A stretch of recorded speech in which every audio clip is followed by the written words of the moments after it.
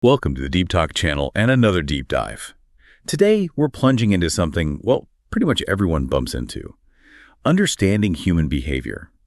Specifically, why some people just seem baffling. You know those moments when you're thinking, am I actually surrounded by idiots? Well, that's exactly what we're tackling. Our mission here is to unpack Thomas Erikson's huge bestseller, Surrounded by Idiots.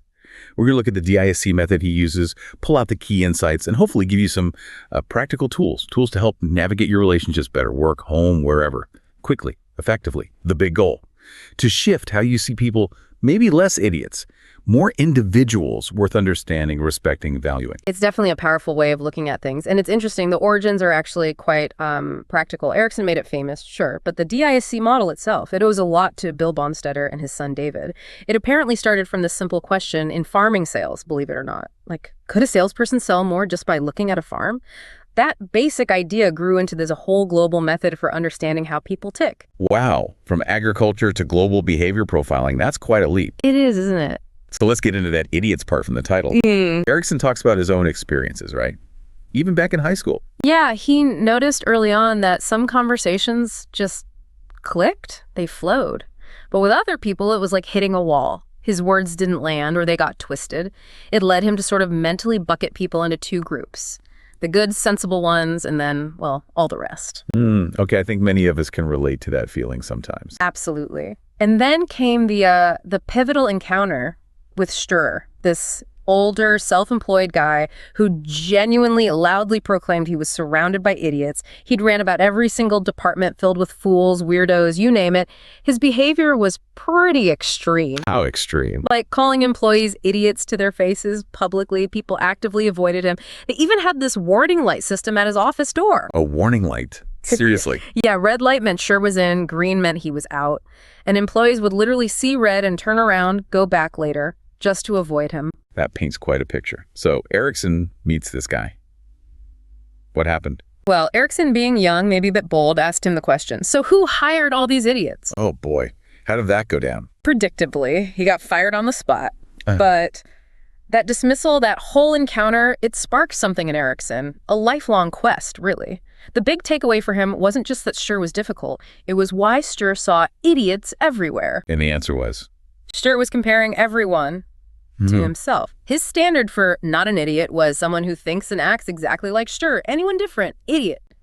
So idiocy was totally subjective, based on his own benchmark. Precisely. It wasn't about objective competence or anything. It was about similarity to him. And that's a huge realization, right? What we see as flaws in others might just be difference. That completely reframes it. So the book builds on that idea, that it's about perspective. Exactly. It leads straight to the core premise.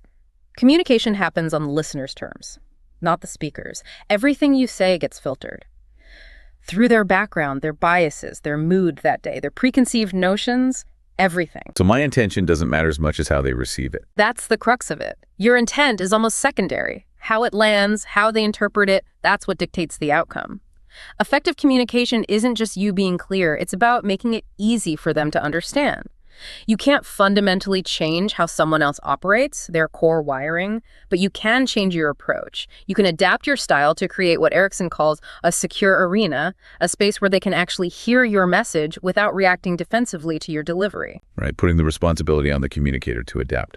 That's interesting. So how does the book help us do that? What's the framework? It uses the 4 color profiles: red, yellow, green, and blue.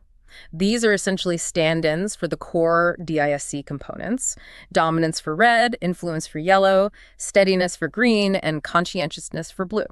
It's a way to spot common patterns. Now, obviously, no system's perfect, we're all mixtures, but understanding these sort of fundamental tendencies is super helpful. It's like a toolbox for navigating interactions. Okay, a toolbox. I like that. And it suggests behavior isn't totally random. There are patterns. Exactly. Behavior from this viewpoint is often pretty predictable. You can see patterns, and importantly, it's observable, and it can even be changed or adapted. The key thing the book stresses is that it's not about judging behavior as right or wrong. It's simply about recognizing and understanding the differences. Okay, let's break down these colors then. Strength, but also how they might rub others the wrong way when those traits are, like, cranked up too high. Let's start with red. What's their deal? Reds are your drivers. Task-oriented, direct, fast-paced, competitive, very strong-willed.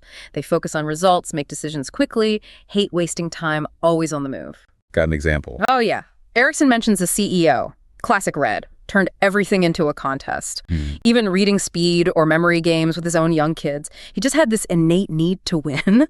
Or another story about a guy, Bjorn, who'd drive in the bus lane for like 20 miles every day just to save time. And the fines? He saw the fines as basically a good deal, worth paying for the time he saved. That's peak red efficiency thinking. Okay, intense. So how do other people perceive that kind of drive? Well, it can come across as aggressive, maybe belligerent, arrogant, definitely impatient. Controlling is a big one. Sometimes even dictatorial. Their honesty, it can feel like brutal bluntness because they just say it straight, no filter. Right. Okay, moving on to yellow. Who are the yellows? Mellows are the sunshine. Optimistic, cheerful, creative, really persuasive. They see possibilities everywhere, live for enjoyment, love interacting with people, spread good vibes. Examples of yellow energy. Erikson talks about Marianne, a sales director. So charismatic, so inspiring, she could supposedly talk people into jumping out a window, metaphorically, of course. Is incredibly influential. And another friend, Mike. This guy was supposedly jinxed, constant bad luck, car crashes, burglaries, you name it. But he always found the positive angle. Like what? After one bad crash, he couldn't open the driver's door. His take. It was fine, I just got out the other door. Always looking for the upside. Infectious enthusiasm. Yeah. But what's the potential downside when you're dealing with a yellow? While that optimism can sometimes shade into being seen as superficial or maybe a bit selfish, they can be overly self-confident. And listening skills. Not always their strong suit. Even if they think they're great listeners, they get distracted easily, can be careless with details because they're focused on the big picture, the fun stuff. And yeah, they can really talk, sometimes seen as the windbag or motor mouth. Okay, got it. Now we have green. The book says this is the most common profile. That's right. Greens are often the glue. Balanced, calm, pretty laid back, easygoing.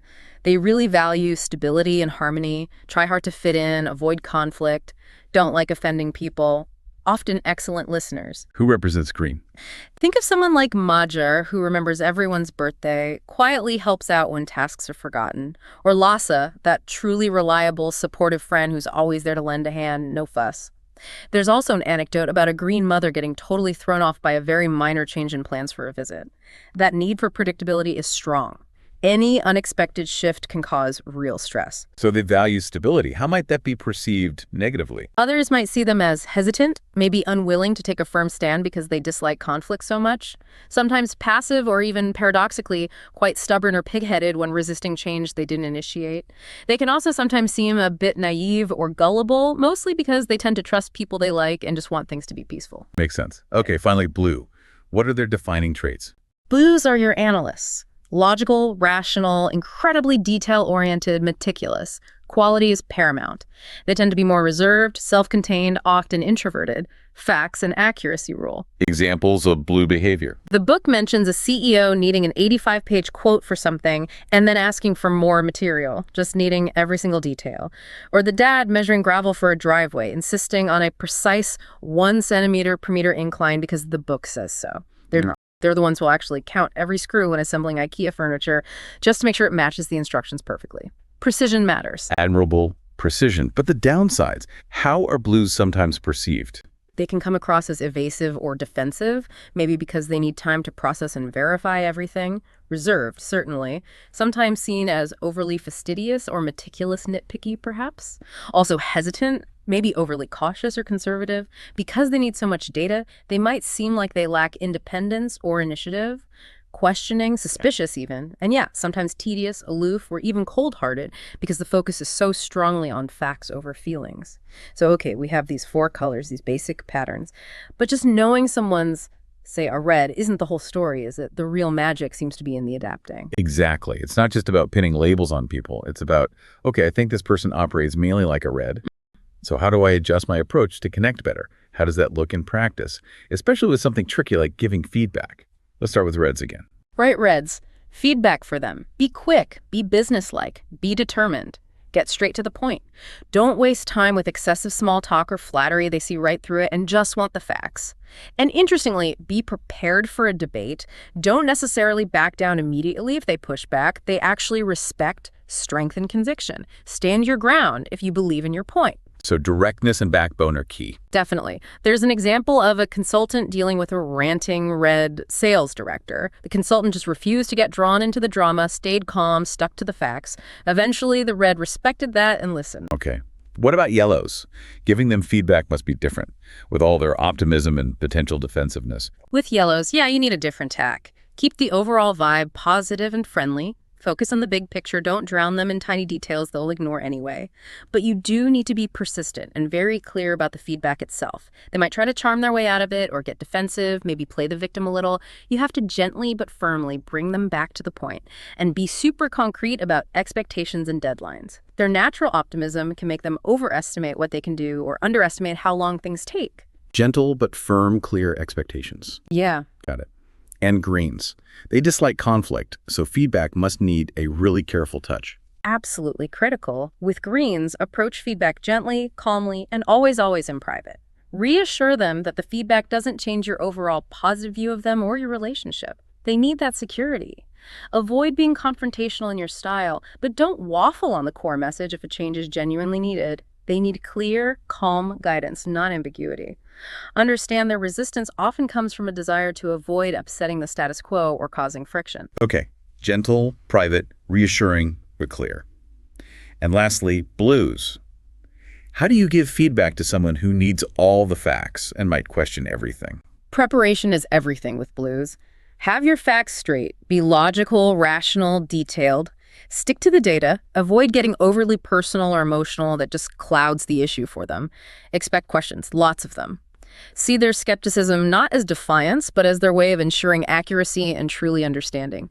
You need to validate their need for information.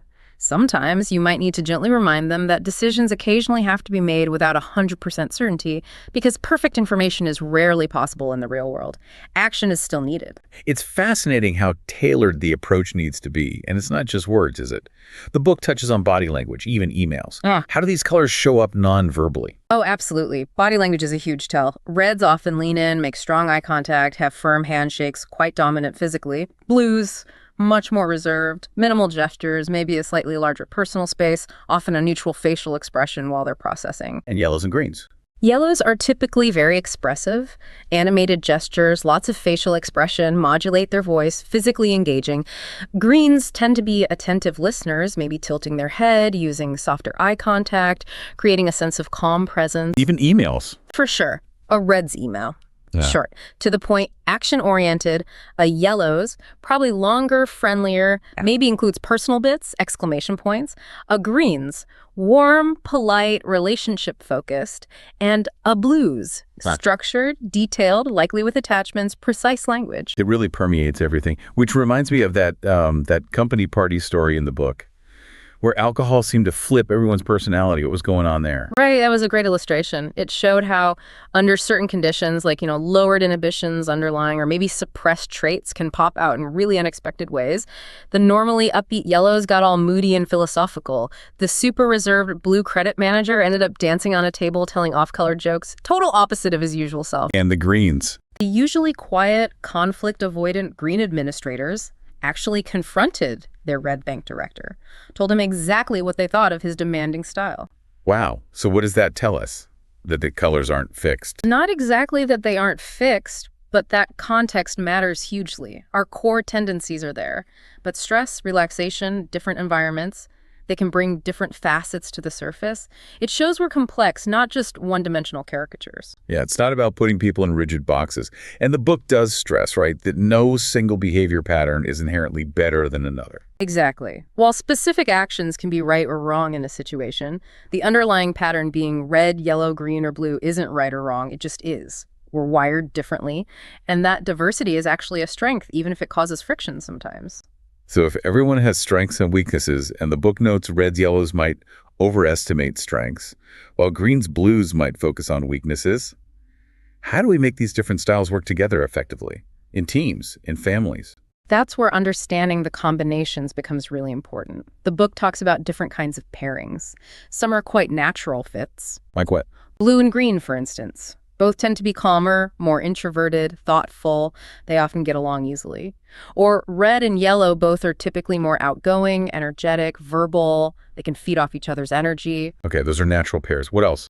Then there are complementary combinations. These can be really powerful if managed well. Like blue and red together, you get the red's drive and action focus balanced by the blue's caution and attention to detail. Accelerator and brake, both focused on the task. Or green and yellow. The yellow does the talking, inspiring, networking. The green does the listening, supporting, relationship building. Both very people-focused, but in different ways. But then there must be combinations that cause problems. Yeah. Oh, definitely. The book calls them genuine problems when awareness is lacking. Red and green is a classic clash point. The red gives orders, wants immediate action. The green feels pressured, might comply on the surface, but resented underneath, leading to passive resistance. Lots of friction there. I can see that. Any others? Yellow and blue is another tricky one. The yellow wants to dive in, be spontaneous, maybe skip the instructions. The blue needs to analyze every detail, plan meticulously, follow the rules precisely. They can drive each other absolutely crazy. The yellow feels stifled. The blue feels chaos is ensuing. And that friction isn't just annoying, it has real costs, right? Huge costs, missed deadlines, damaged relationships, failed projects, constant misunderstanding, stress. It all stems from not recognizing or adapting to these fundamental differences in how people approach things. So what's the solution? The book mentions a team project experiment. Yeah, the enlightening team project. The big takeaway was crystal clear. You absolutely do not want a team composed entirely of the same color type. Homogeneity is a recipe for mediocrity or even disaster.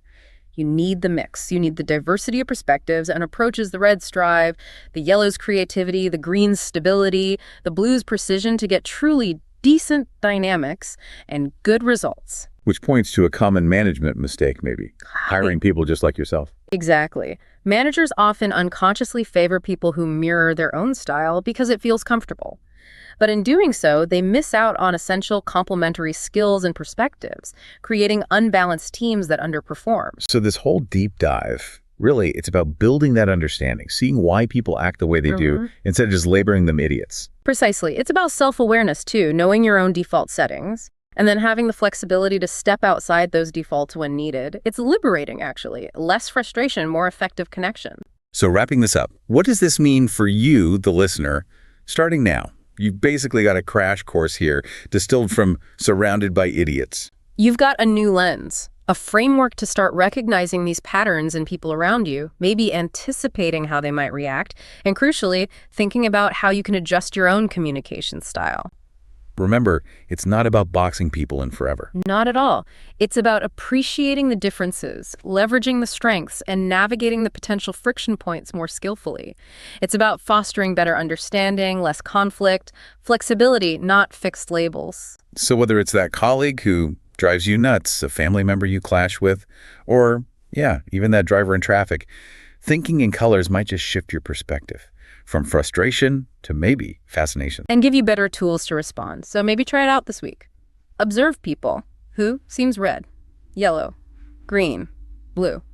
Notice their communication style, their reactions, and think. How could a small tweak in your approach, based on their likely color, change the whole interaction? Could you make it smoother, more productive, less stressful? What insights might you gain about your own style, your own relationships, now that you have this framework? We encourage you to reflect on your own colors and how you navigate the diverse, colorful world around you. It might just change how you see everyone, including yourself.